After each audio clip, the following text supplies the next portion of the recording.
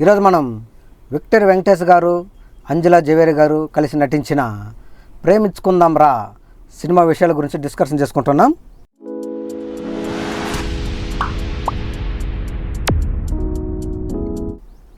ఈ సినిమాకి జయంత్ పరాంజీ గారు డైరెక్టరు, సురేష్ ప్రొడక్షన్స్ వాళ్ళు ప్రొడ్యూసర్స్, మహేష్ గారు music director. Rayalaseema background music Mani Sharma గారు. కొన్ని సాంగ్స్ మణిశర్మ గారు కూడా కంపోజ్ చేశారని విన్నాను, నిజమేనా? ఉండొచ్చు, బట్ ఎక్కువగా మహేష్ పేరే పడుతుంది అనమాట. అవును, అదే సాంగ్స్కి మహేష్ పేరే పడుతుంది. ఈ సినిమా రాయలసీమ నేపథ్యంలో జరిగే ఒక love story. Rayalaseema factionism start అయిందే సినిమాల పరంగా అంటే ప్రేమించుకుందర దగ్గర నుంచే ఫస్ట్ టైం వెంకటేష్ గారు ట్రై చేసింది ఫ్యాక్షనిజం స్టోరీ. దాని తర్వాతనే సమరసింహారెడ్డి, నరసింహనాయుడు, ఇంద్ర, చెన్నకేశ్వరరెడ్డి, ఆది అన్నీ కూడా ఆ ఫ్యాక్షనిజం సినిమాలు వచ్చినాయి. రాయలసీమ అంటే ఇలా ఉంటుంది అని తెలుగు సినిమా ఆడియన్స్కి చూపించింది ప్రేమించుకుందరనే. ఈ సినిమాకి కథ దీన్ రాజు, తమిళ అతను అయి ఉండొచ్చు, దీన్ రాజు అనమాట. యాక్చువల్గా ఈ సినిమాకి వచ్చేసి వెంకటేష్ గారు హీరో కాదు, సినిమాని వెంకటేష్ గారిది కాదు.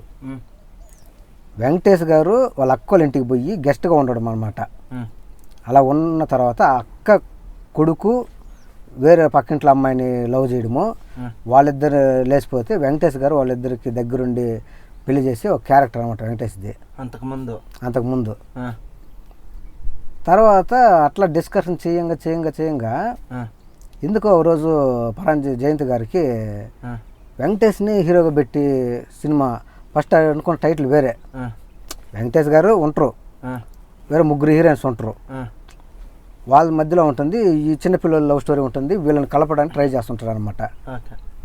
అది ఎందుకో అనుకునేసి ఆ స్టోరీ కుదరక పక్కన పెట్టేసింది అనమాట.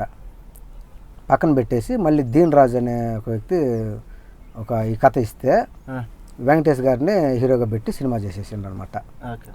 ఒక హైదరాబాద్ నుంచి రాయలసీమకు పోవడము, ఆ రాయలసీమలో వాళ్ళ అక్కల ఇంటికి పోతాడు. అంటే ఒక చిన్న గొడవ జరగద్దు అంతే, అక్కడ ఏం పెద్ద విషయం ఉండదు. ఒక సాంగ్ ఉంటుంది అనమాట, ఓ పని అయిపోతుంది బాబు అనే సాంగ్. ఆ సాంగ్ అయిపోయిన వెంటనే ఒక హోటల్లో చిన్న ఫైట్ అవడం వల్ల అది చిన్న గొడవ పెద్ద గొడవ అవుతుంది అని చెప్పేసి వెంటనే వెంకటేష్ గారిని బట్టలు జరిది వాళ్ళ అక్కల ఇంటికి హైదరాబాద్ రాయలసీమకి పంపించేస్తారనమాట.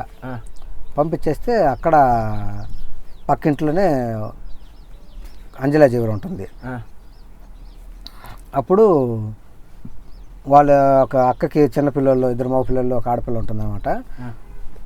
సుధా, చంద్రమోహన్, వీళ్ళు నలుగురు ఉంటారనమాట. వాళ్ళ ఇంట్లో ఉంటూ పక్కింట్లో అనుకోకుండా అంజలా జవేరిని చూస్తారనమాట.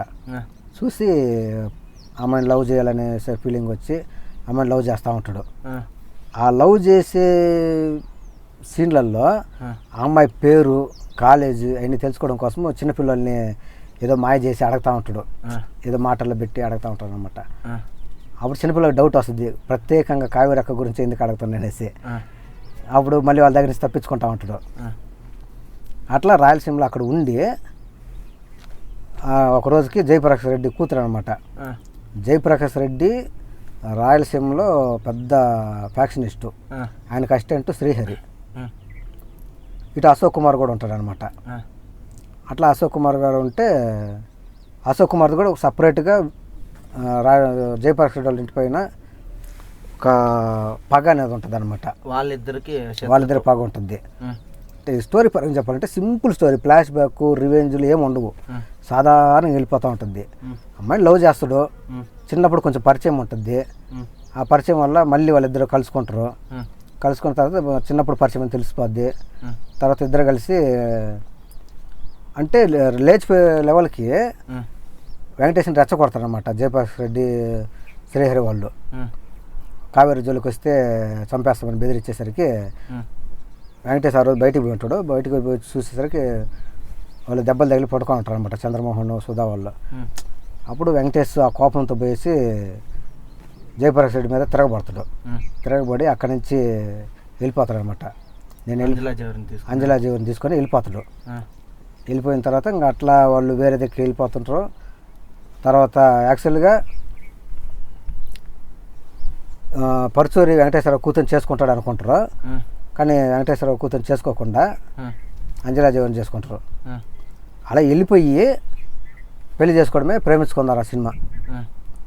క్లైమాక్స్లో ఒక గుడి దగ్గర ఉంటారు, వాళ్ళ ఆచారం ప్రకారము ఇక్కడ బొట్టు తీసి పెడితే నాకు మన ఇద్దరు పెళ్ళి అయిపోయినట్టంటే ఫస్ట్ కొడతారు, వెంకటేష్ని బొట్టు పెట్టనివ్వరు అనమాట. పెట్టనికపోతే అప్పుడు దెబ్బలు కొడుతున్నాడు. మూడోసారి ఖచ్చితంగా బొట్టు పెట్టనే పెడతాడు. పెట్టేసి తీసుకొని వెళ్ళిపోతాడు అనమాట.